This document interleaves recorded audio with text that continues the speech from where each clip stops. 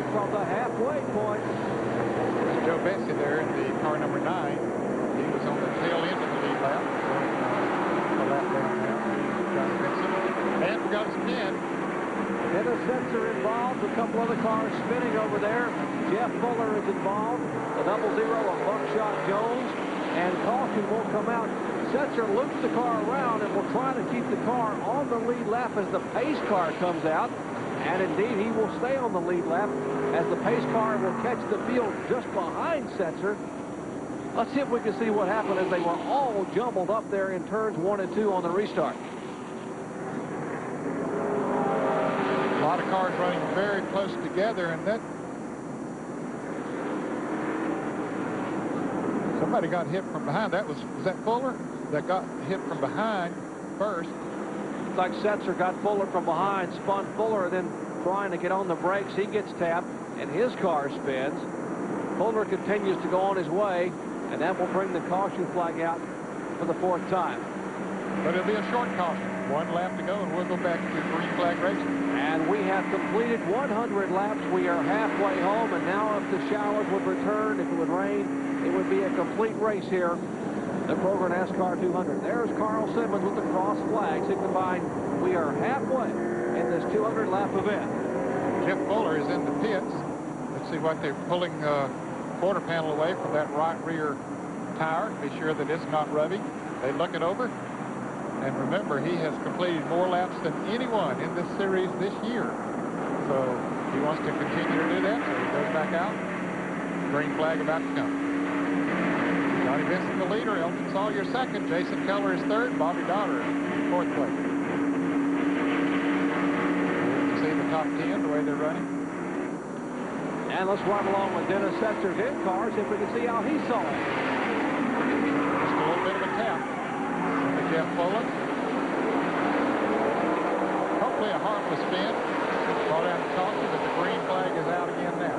Joe Benson, car number 9, is trying to get back in the lead lap, but can't do it. Johnny Benson a little bit too fast.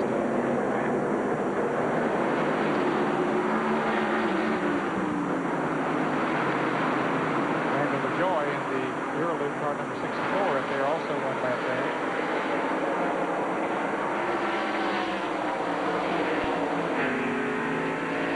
Now you're riding along with Chad Little as he watches the crowd go by. Actually, he's going by the crowd. That's out the right side window. And who's behind him? Well, we'll take a look at that in-car camera. Here is the car number 90. That's Mike Wallace trying to make a move inside of Mike McLaughlin. A little bit of contact there with that short track racing. And Tommy Houston now trying to move on the inside of Mike Wallace. But he can't quite make that pass either as Wallace looks again. There's the car number 23 of Chad Little. He made a couple of pit stops. They thought they might have a problem with the rev limiter. Your John Ferguson, that wasn't the case. They thought it might be the alternator, possibly a battery problem. So Little's car has been sputtering and missing. And now here is Fuller going by. So obviously Little is not up to full par. No, that car is definitely not running. It's running good, Jerry, but not, as you say, up to full steam. Little area of darkness in the backstretch. If you just joined us, we lost a light pole and about 3 lights momentarily. 2 caution flags ago from a spin by Chris Diamond. Had a little bit of help from Elton Sawyer. That car sliding broadside, taking the lights out. So that's why it gets a little dark right along there. You see that car number 64 mentioned Randy LaJoy is a lap down. He lost that lap in the pit, Harry. He's been running in the lead lap all night. Lost the lap in the pit, trying desperately to get it back. Talking about that darkness over there. Hey, when we ran dirt tracks and short asphalt tracks, now this is way back when, you know, in the late 50s and early 60s, that would have been a light, real light turn over there. That would have been a bright spot. Been a bright spot, yeah. Johnny Rumley in the car number 25. Don Beverly car having a pretty good run. Rumley being shown in 5th spot. You watch the field come passing by. Stevie Reeves. Now as you ride along with Dennis Setzer behind the Jeff Green car, the Teresa Earnhardt's machine, Goodrich Chevrolet. They are posting that as being the battle for 14th and 15th. Mike Wallace almost lost him. Tommy Houston did. as they started off of turn 4, Wallace was trying to get by McLaughlin, and he got sideways. Houston trying to get Dodge. Both of them got sideways. Nothing. Yeah, now the caution's out. Well, Houston got the car righted and then got it fired, and they thought about not throwing the caution, but then they figured maybe his car would not be up to speed. So we are under caution for the 5th time tonight at Indianapolis Raceway Park. Then it was spin by Tommy Houston. So under caution, we'll take a quick break and come back and see if any more of the cars up front will come back in for another pit stop.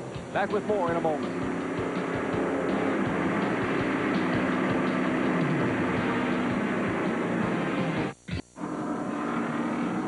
Back at Indianapolis Raceway Park in Claremont, Indiana. Then it was spin by Tommy Houston. Chad Little coming back down pit road. Let's check in once again at his pits with John Kernan. John, what's going on? Well, I tried to get a word with Gary Cogswell, his crew chief, to find out exactly what the problem is. They have changed right side tires, and now they're putting the jack under the rear to bring it up. And Gary has been so busy talking to his crew, haven't been able to figure out exactly what the problem is. But now they're changing that left rear tire.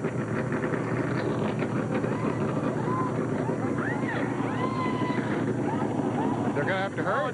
They got a right side on the left side is one of their problems. They had the tire wrong, guys, is what I'm being told. They had to switch those around, and here comes the pace car, and Chad Little is down in a way. A little bit of a mix-up here in the pits, but hey, who can blame them with everything that's been going on with them tonight?